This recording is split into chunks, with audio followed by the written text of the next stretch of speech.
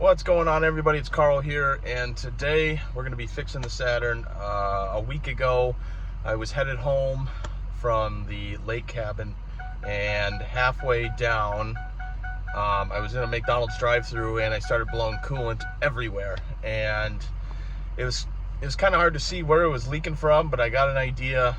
I think it's an overflow hose from the back of the block to the reservoir tank. And I think right off the block there, the clamp or the hose, has gave way, but it's hard to tell because it's still attached. So what I did is I went out and bought a bunch of coolant.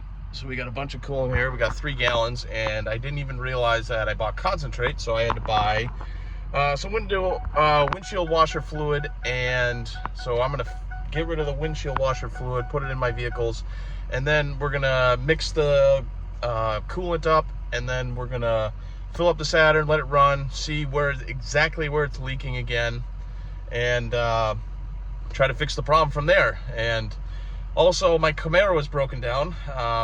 The alternator, the voltage regulator went out, so I got a new alternator, and I got a new wire for the pigtail that has a resistor built in. I can't remember for the longest time if my the harness, when I made it, has the resistor wire in it or what, but anyways, we'll wire in a new wire and we'll get all that fixed and whatever. That's an easy job, but that's for another video.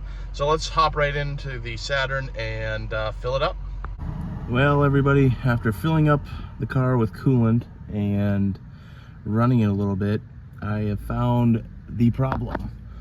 So it's the intake manifold. So it's not worst case scenario like a head gasket, but it's probably second place of being the worst problem that you can have, because after further research, they do not make a new one, and used ones are very hard to find.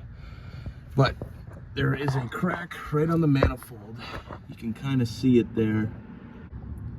See if it could focus here. You see the plastic seam, and then you can see right above that where it starts to be wet. Look at that crack. It's huge, and it's like 3 inches long. So this is a major problem. So, given the bad news about the Saturn, I got to do a little more research and see if I can find a used one somewhere online. Maybe call a junkyard, see if they can have one pulled for me. Otherwise, I've thought of 2 things I can do. I could try to JB weld it and see if that'll hold. Hard to say. Just given the location, it's just sucky.